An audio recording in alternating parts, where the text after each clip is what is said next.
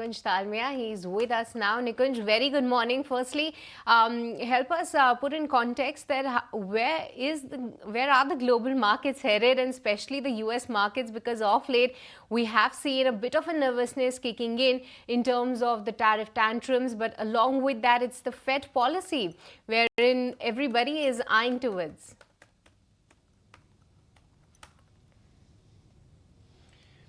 See, let's look at the setup. And the setup, I think, price action has been more than satisfactory. All the so-called tariff volatility or the tariff decline has now got arrested. US markets have seen nothing short of a magical recovery. So in terms of the setting on the table is actually quite brilliant for a market like India, which is that equities, which is US stocks and global equities, they are up. Commodities, which is largely crude and other crude sensitives, they are down. C, flows, which is a function of dollar index and which way the outlook for developed markets would move for rest of the year and for coming years, that is poor. And IPOs are just not active. So I think this is like a perfect technical setting which anybody could ask for. Sellers locally are not there. Global strength, the markets which matter to us or the asset class which matters to our local investors, which is equities, that is up. Commodities, you want commodity prices to remain low, crude, which is what it is. And then the dollar index is behaving itself, and it has not gone anywhere close to what the tariff highs were. I mean, when the dollar index had gone to almost 107, 108, now it's convincingly staying below 100. So the setting on the table actually is quite encouraging if you frankly ask me. On expected lines, the news on the tariff front is clearly indicating that the deals are going to be stitched up. What could be the nature of the final picture, that only time will tell us. But yeah, in terms of the news is that the stubbornness what the American administration had exhibited, that stubbornness clearly seems to be mellowing down. And equity markets were quick in realizing that, and that explains that why we've seen nothing short of a magical recovery. So the setting on the table actually is quite decent for a market like India. If I look at the technicals, if I look at the macro setup, and if I look at the underlying liquidity setting. Oh yeah, absolutely. And then, of course, there are a lot of earnings. Yesterday, you did see a little bit of churn play out while Kotak SBI didn't quite perform. It was the Adani group of names which held out.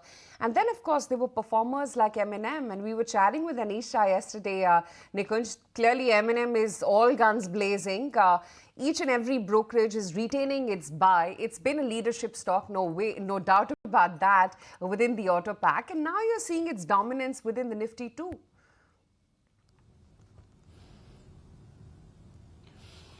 Aisha, it's just been such a fabulous ride for Mahindra and Mahindra. It is absolutely incredible. The first impression of Mahindra and Mahindra is still auto, and we all associate Mahindra and Mahindra with auto. But I think they've gone beyond that, and they've demonstrated their ability as to how a company with multiple businesses which come under one umbrella, which is Mahindra and Mahindra, they can also demonstrate excellence.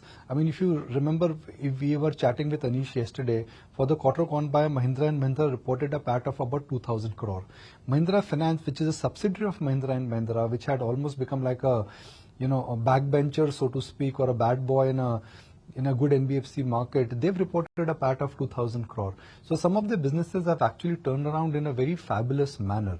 For 4 quarters, they've reported 14% margins. They are in growth mode, Aisha, and that I think is the most unique aspect, if you frankly ask me. The first phase was consolidation when Anish took over. So Sangyon was being sold, non-core businesses were being sold. Where Mahindra and Mahindra was not number 2, number 3, they said, look, we'll shut down that business or we'll scale up that business. So that was the repair. Then came the entire, growth phase, which is where you saw the SUV platform or Mahindra and Mahindra Financials getting their mojo back, or other subsidiaries. They started, aligning with the word growth, and now they are in acquisition mode. So the template of Mahindra and Mahindra has actually changed. So if you look at the new launches they have, margins are stable, subsidiaries are looking up, with the exception of, let's say, Mahindra, Tech Mahindra, which is a global business. I think the stock is a long way to go. I think it's cheap for its promise. It's cheap. Why? Because psychologically you still associate Mahindra and Mahindra as an auto company. But I would say Mahindra and Mahindra is more like Tata Sons, where they've incubated a lot of businesses, and those businesses now are really ready to roll. The complexion of Mahindra and Mahindra may not change in a meaningful manner, Aisha, in 5 years, because it will still be an auto-dominant company, because that's a large part of the group. But incrementally, these new businesses which they have, when they are coming big, they will start giving you that 10%, 10 bips, 15 bips, 20 bips of margin expansion, and what was 11 has become 14, and 14 could easily become 16, 17 in coming years. For me, that is the story of Mahindra and Mahindra, not auto, not SUVs, but where they are able to really pivot to a growth mode. I mean, they have pivoted to growth to acquisition mode, and there are a lot of new interesting things happening there. Well, certainly, and that's about. If you like this video, then like, share and subscribe to ET Now.